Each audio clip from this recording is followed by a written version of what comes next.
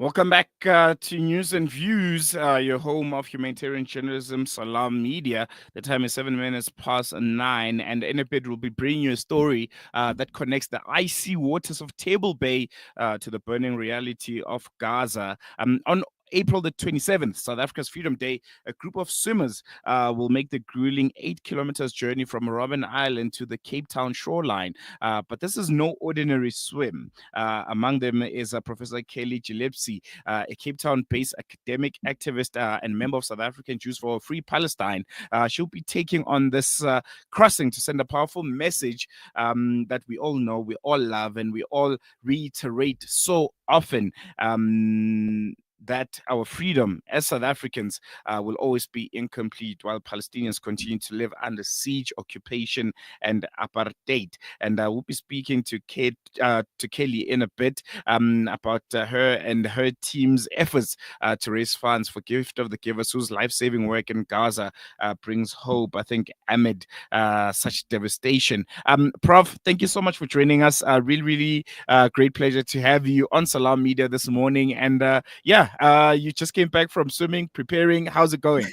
Hi, Salelo. Nice to see you. And salamu alaikum to all of your listeners and viewers. And it's really a wonderful pleasure to be with you today. Yes, you can probably see, those of you who are looking, that I have wet hair.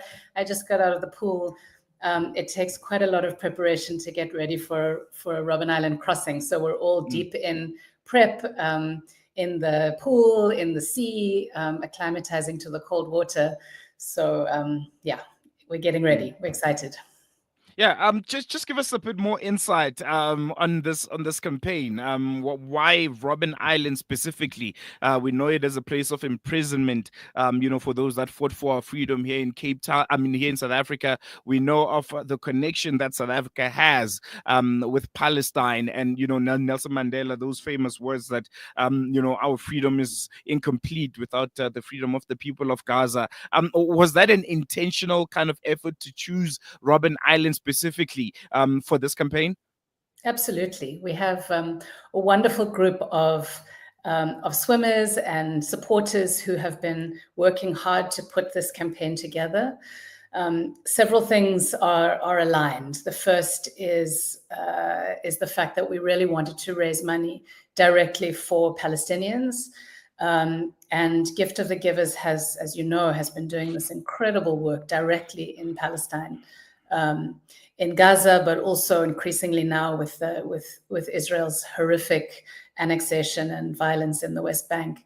Gift of the Givers is this honorable, reliable organization that takes every rand that's given and puts it to good use in service of people who most need it. And right now, Palestine is in such a horrific situation that that money is deeply needed and deeply appreciated. So we wanted to raise money for Gift of the Givers, and we also wanted to do something on Freedom Day that continues to insist on those very important words that Mandela spoke after being released from prison, that our freedom is incomplete without the freedom of Palestinians. These are liberation struggles that have historically been linked. The state of Israel and the apartheid state worked very closely together. They borrowed from each other. We understand that the project of racist ethno-nationalism that informed apartheid also is one that unfortunately informs Israeli violence against Palestine, the land occupations, the forms of dispossession, and increasingly this genocidal violence. And so we wanted to remind ourselves and the world really that we understand our own freedom as incomplete, as unfinished, because these struggles are so deeply linked, and the violence that's inflicted on Palestinians, we feel it. We understand what it means, and we stand with Palestinians. And really, the Robben Island link is because so many of our regional liberation leaders were held at that prison from colonial times, not only during apartheid. And we're seeing now how Israel is using its prisons to detain, torture, sexually abuse, and hold Palestinians in incredibly violent conditions. So the prison link is important to us. The ongoing work to link our struggles and our liberation histories is important to us. And then the direct financial support for Palestine right now through Gift of the Givers is important to us. So the swim feels incredibly meaningful as a way to hold all of that together and hold all of that in mind as we swim. You're also swimming as a representative of South African Jews for a Free Palestine. Why is it so important for particularly Jewish voices to be included in the Palestinian solidarity movement, particularly here in South Africa? Thanks so much for that question. It's a really important one. So much of Israel's violence is explained or justified by referencing the violence that was done to Jews, especially during the Holocaust, but of course across the very long history of anti-Semitism internationally. It wasn't just the Second World War. It was long before then that Jews were persecuted in many parts of the world. And so there's a strong understanding in South African Jews for a Free Palestine that in order to really honor and respect the fight against anti-Semitism, it cannot be that you annex other people's land, that you subject other people to violence, especially to the genocidal violence that we saw during the Second World War, we saw during the pogroms in Eastern Europe against Jews, that it cannot be that victims become perpetrators in this way.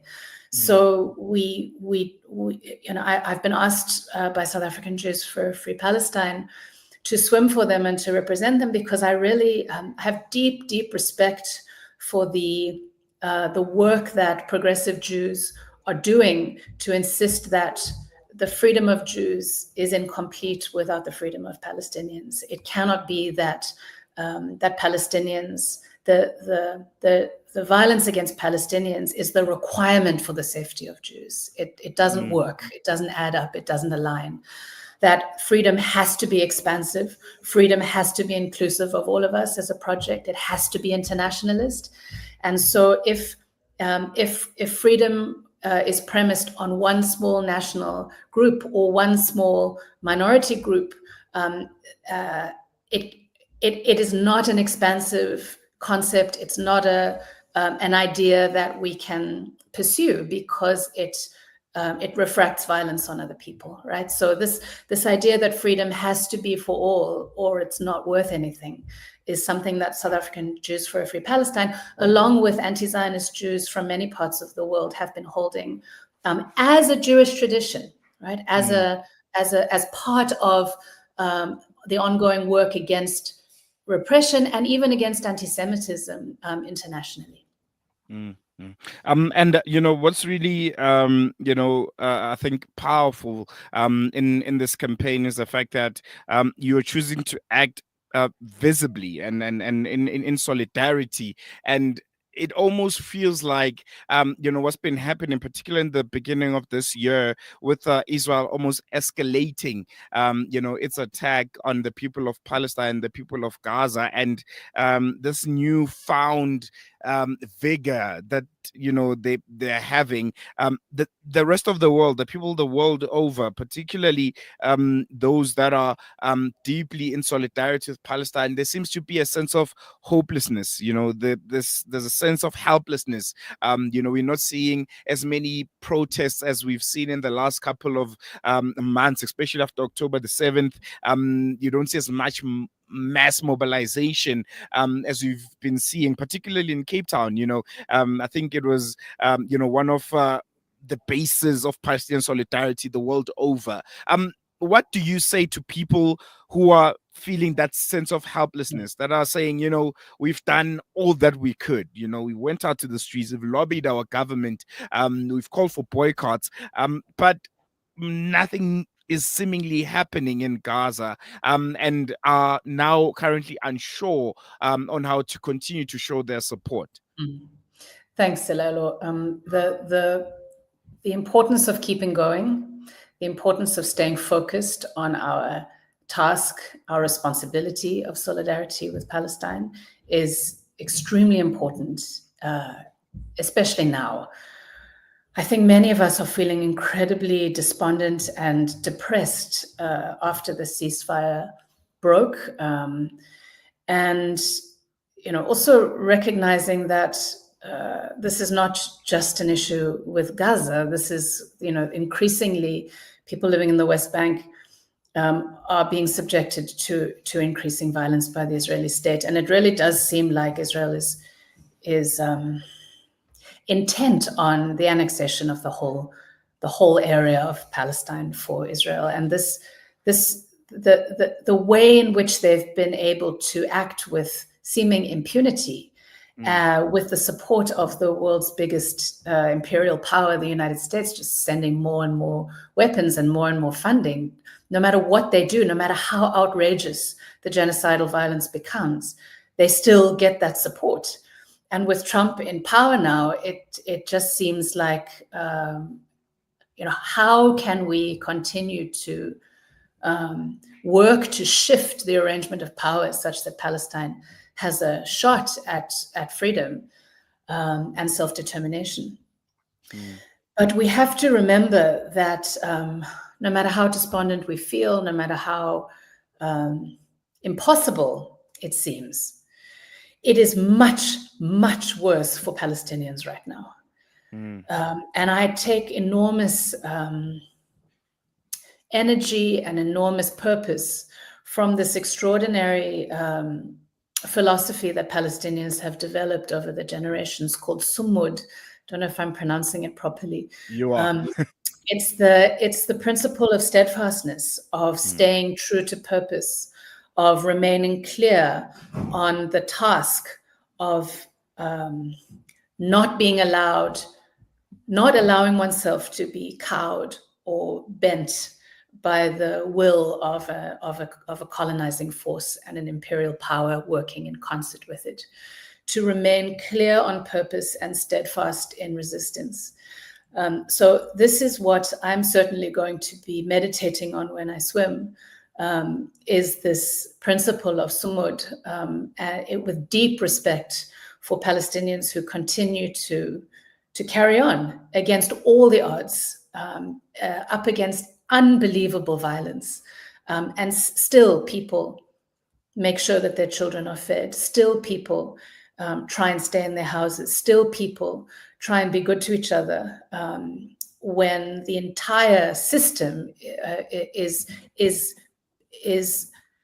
trying to dehumanize them, to turn them into something other than humans. This principle of remaining focused on the right to resistance and the right to self-determination is extremely inspiring, and I think we can all learn from Palestinians themselves in how to carry on against all the odds. So, what we're asking for is any support, even if it's just 50 Rand, to add to a fundraising campaign that we're raising through the swim, to go to Gift of the Givers, which will go to Palestine. And these are the ways in which we can insist on the necessity of carrying on, the necessity of showing up for Palestine, even if it's in small ways, to make sure that our support, our solidarity is practically felt. It's important not to give up. It's important to do whatever we can to keep going. And lastly, your contact details, people that want to get involved, that want to give that, hand, that want to contribute, how do they get hold of you guys? Thanks. So we've got a website, a fundraising website on the platform Give and Gain, GIVENGAIN.com. If you go to giveandgain.com, you can search Robben Island. and our fundraising platform will pop up, and people will see that there are about 11 or 12 swimmers who are listed on the site. People can donate to any swimmer that they want to. Please go and read the bios of the swimmers, read the statement of the campaign. And it's very easy to give. You know, we've had people giving 50 Rand, we've had people given $400. You know, people are being very generous. We've just started the campaign. And what we would really love to get to is 500,000 Rand to be able to send that via Gift of the Givers to Palestinians. So if people can give, we would greatly, greatly appreciate it. There you go. We can leave on that note. I think the website is on our screen. And, you know, to anyone that's looking to contribute, you can head over to www.giveandgain.com. Yeah, I think do the right thing. I think if you can't be there physically, which I think most of us wish we can, I think the best way is contribute to those that are there and can make that difference. Prof, thank you so much for joining us. Wishing you all the best and good luck. Thank you so much. Thank you very much. There you go. That was Professor Kelly Gillespie. And really, really interesting initiative. I think really wonderful initiative, especially drawing the parallels between South Africa, choosing Robben Island specifically. We know, the horrors that took place there. We know how many of our own freedom fighters were enslaved there, were kept there for years on end. I think a really brilliant symbolic gesture that continues to show, the solidarity that South Africans have with Palestine, and how, again, reiterating Nelson Mandela's words, we know too well that our freedom is incomplete without the freedom of Palestinians. We're going to take a quick break. We'll see you after this.